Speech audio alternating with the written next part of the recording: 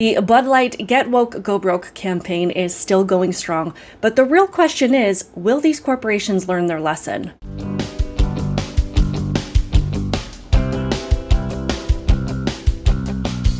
Welcome to my channel, Outspoken Samantha. If you are new here, welcome. Be sure to hit that subscribe button.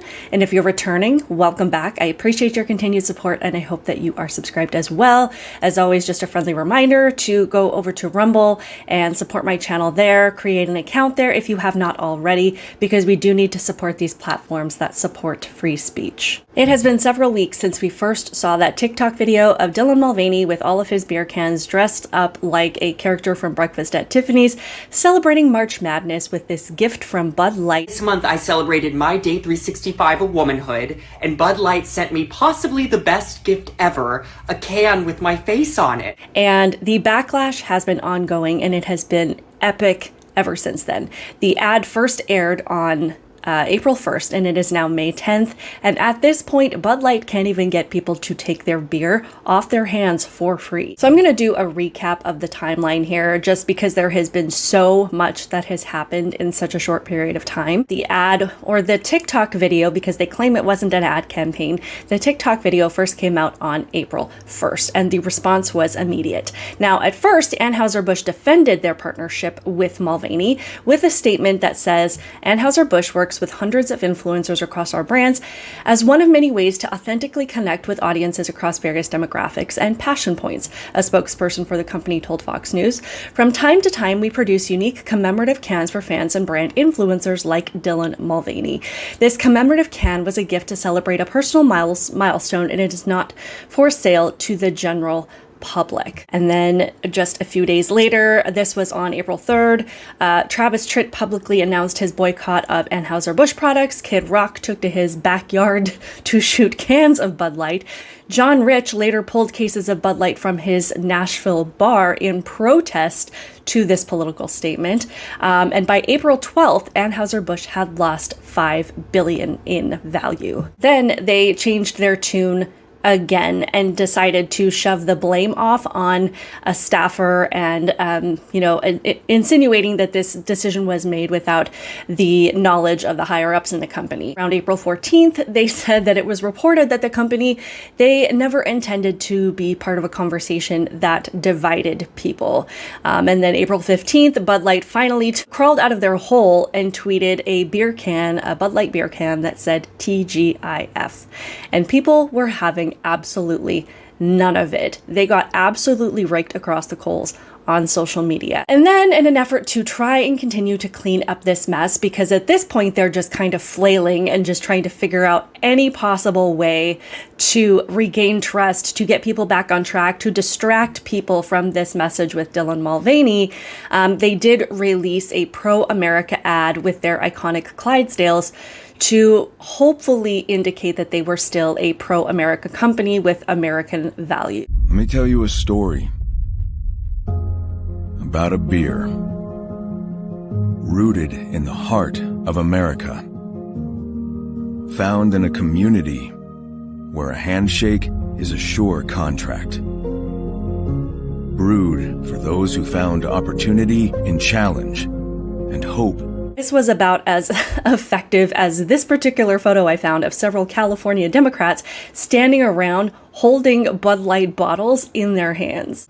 On April 21st, we learned that the marketing executive at the head of this whole mess, Alyssa Heinerscheid, had taken a leave of absence. And then on April 24th, it was revealed that a second Bud Light marketing executive by the name of Daniel Blake had been placed on leave. And then, in further desperation, on April 28th, it was reported that Bud Light had hired a group of ex-GOP aides to help mend their customer relations and win back conservative buyers. And then when that didn't work, by May 3rd, they're just like, free beer. Who wants free beer? And even that didn't work. They have continued to shift the blame to say that it wasn't a formal campaign, that it was a gift, that they didn't know that this was happening, that they were really, they're still truly a pro-America brand, even though partnering with somebody like Dylan Mulvaney sends a direct message that you value woke ideology more than you value American ideology, and that you value this gender ideology that is sweeping through schools and affecting our kids more than you respect the values of, parents being able to raise their kids how they see fit. It was a very strong message sent, and it is one that we as Americans are tired of hearing. I'm going to say two words to you right now. I want you to listen to them very, very carefully. Okay, here they are. Stop it!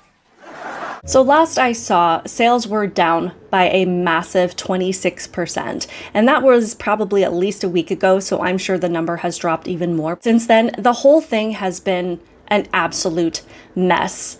And I do have to wonder, if this had happened even a year ago, would the response have been the same? Leave it in the comments below. Do you think that the response would have been severe had this happened even this time last year? Who knows?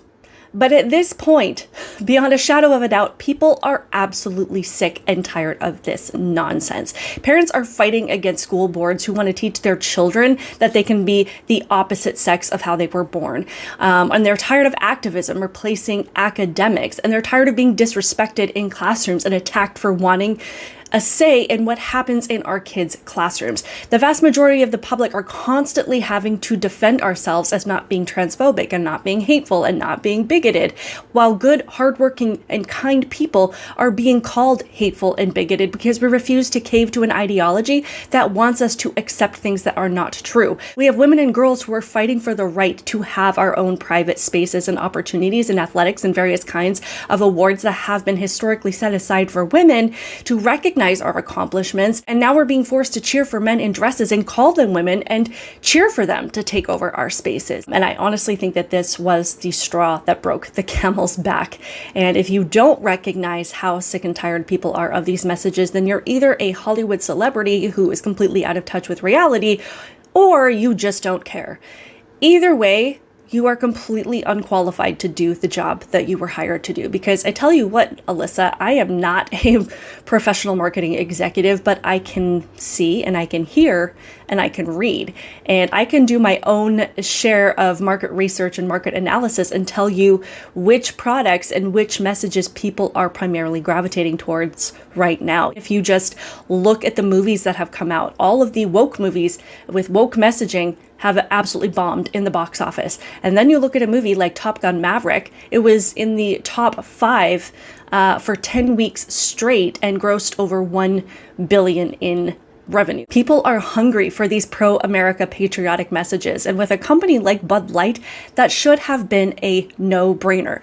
Had you chosen to go down that road, sales would have been off the charts. You would not have been able to keep beer on the shelves.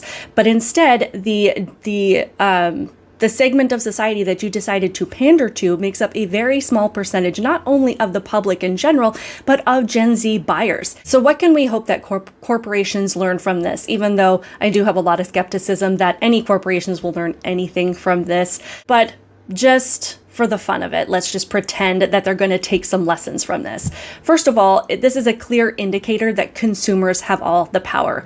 You can't bully us, you can't target us, because if you do something that we don't like, we could just take our business elsewhere. Because if you haven't noticed, at least to my knowledge, nobody has called for the total cancellation of AnheuserBusch. They made their statement and we made ours. No violence needed, no intimidation needed, no bullying needed. Also, and I've been saying this for a while, to all of these brands who continue to pander to the activist mob, you are more than welcome to do that, but keep in mind there are not nearly enough of them to keep you in business, to keep all of your employees employed. These are the people who want you to support them by representing their ideologies, but keep in mind that doesn't mean that they feel any obligation to return the favor in loyalty by being a consumer. Your demonstration of commitment to them is worth the sacrifice of your business, your income, your revenue, and your reputation. The only thing that matters to these people is your pledge of allegiance to them. That's it. They won't even rally behind their own. And it's interesting because I saw this story come out just a couple of days ago. On Sunday, it was said that a Chicago gay bar several Chicago gay bars were boycotting Bud Light because Bud Light didn't maintain their commitment to Dylan Mulvaney. So now, even they don't want your beer. This particular video went viral from a baseball game at Fenway Park, and nobody was buying the beer. Guys, this is so funny and bizarre. Look at that. That is the Bud Light. That is every single Bud Light stand here at Fenway Park in Boston. Right? We're at the Red Sox game. That's what the Bud Light stands for. Gay people don't want to go near it because they shunned Dylan Mulvaney. The people who are pissed about the partnership with Mulvaney are still boycotting, and people in between don't want to get caught in the middle of it. But I do have a question for you guys. Do you think that this is the end of Dylan Mulvaney's activist career? I mean, just a few weeks ago, he was everywhere. He was in every brand. Every brand was hiring him to promote their products. And I haven't seen him much lately at all. I don't know at this point what brand in their right mind would put Dylan Mulvaney at the forefront of their products ever again. And that's not to say they're going to give up pushing gender ideology into everything, but I do have to wonder if companies are like, we're not taking a chance on this. Once these companies do this, is there a path back to regain our trust? Because for me, once you've demonstrated that you will cave to the woke mob, it's only a matter of time before you do it again. Because the pressure is just going to keep escalating. And if you couldn't withstand it at this point, there's no reason for anyone to believe that you're not going to cave again. Let me know your thoughts on this in the comments below. And just to help me with the algorithm, even just leave an emoji in the comments below. There is also a tip button on my channel if you feel so inclined to support the channel in that way. Either way, I appreciate you being here and watching my videos and supporting me, and I will see you in the next one.